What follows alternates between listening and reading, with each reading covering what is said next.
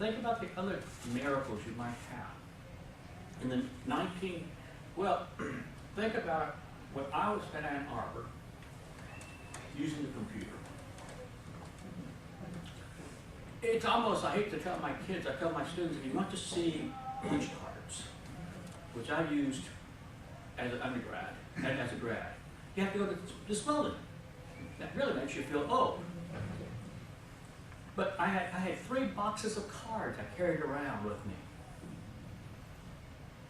And the biggest thing is, don't drop them. Don't drop them. And they pushed them, and we, grad students, being of course the privileged people we are, we got the computer from 3 o'clock in the morning to 5 o'clock in the morning. And we dumped our cards in on one side, and then we walked around the other side, and then eventually a couple of hours later, some output will come churning out. And you look at it, and you make your corrections, and go back over and do it again. So you had this process.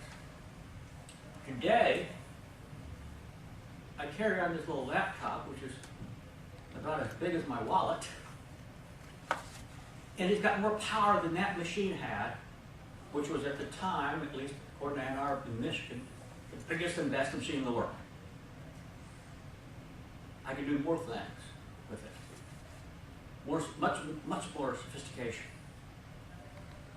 Again. And that little thing today cost me about $1,200.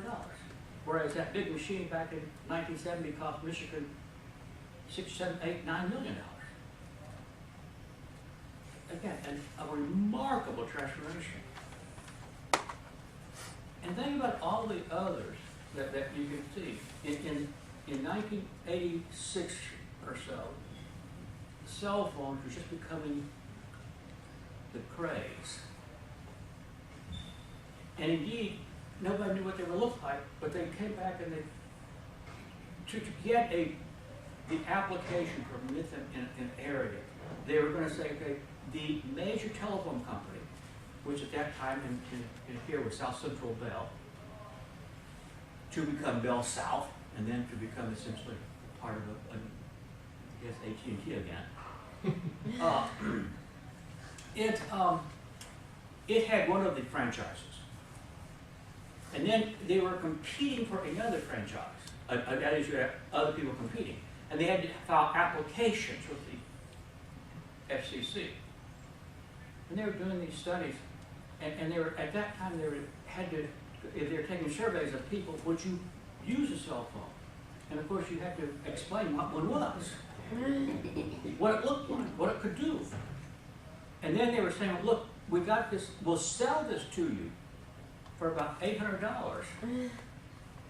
And then it's going to be about $750 a month. Well, most people said, I can probably do without. Okay, a few real estate people, a couple of lawyers, some sales reps said, yeah, it's a valuable business tool. Today, is there anybody who does have a cell phone?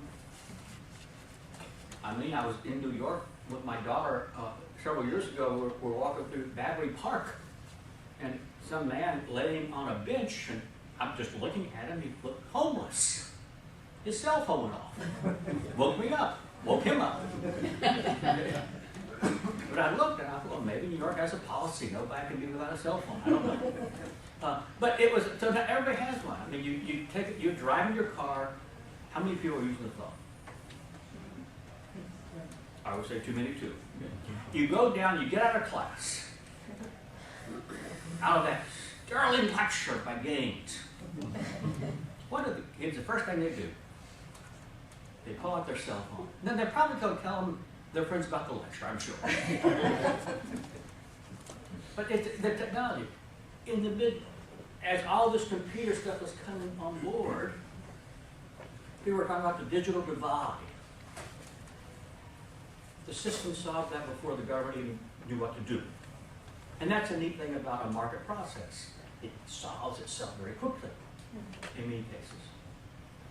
So you have this miracle of production. And it's, of course, based on, one, obviously, the resources that we were granted by the Creator, but our ability to use them. And our ability to use them very efficiently. So you have those miracles happening all the time. And we are, of course, now waiting on that miracle. A lot will replace oil and gas.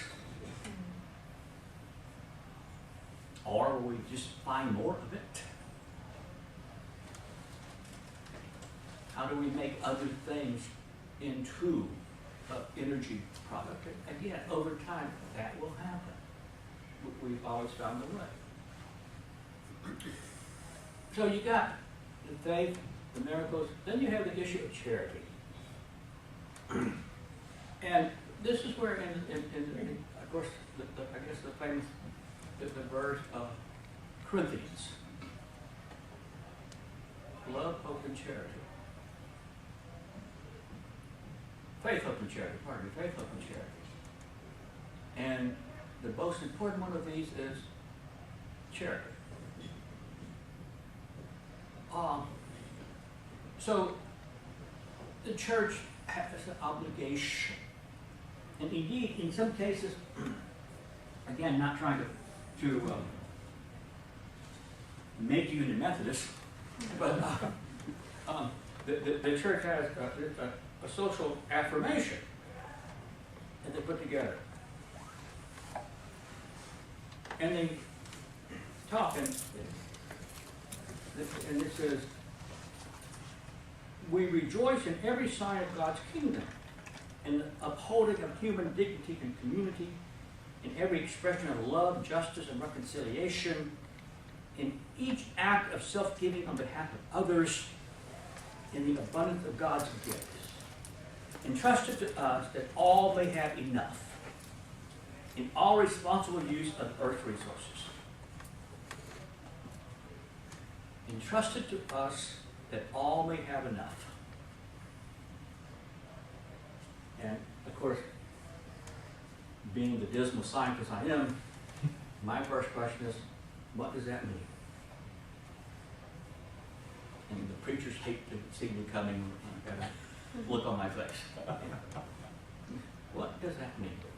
That all may have enough. And I guess on that side of the coin, in our world as economists, there's no such system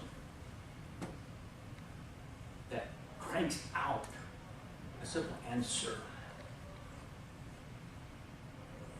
to what all will have enough. We crank out answers to, and the system, the process, cranks out answers to how many cookies will be produced any one day, but it doesn't say who's going to get them. It may churn out answers to how many cars will produce in a year, or how many pairs of blue jeans will produce in a year. But again, in terms of exactly who gets them, the answer is very simple. Those who produce. If you produce, you can get whatever you want. If you don't produce, there's nothing for you. Well, then the church says, wait, there are some examples of people perhaps in need. It could be a family loses a job.